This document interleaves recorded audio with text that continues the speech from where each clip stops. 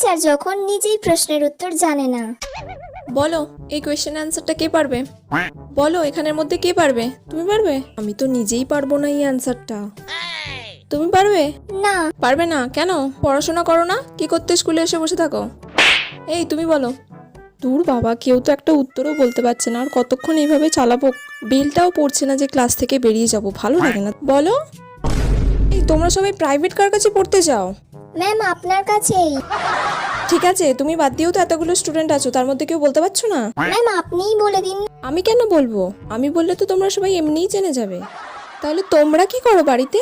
উফ, কি জ্বালায় পড়লাম রে বাবা, কেউ তো একটা বল। সব গাধা, আমিও গাধা, তার সাথে তোরাও গাধা।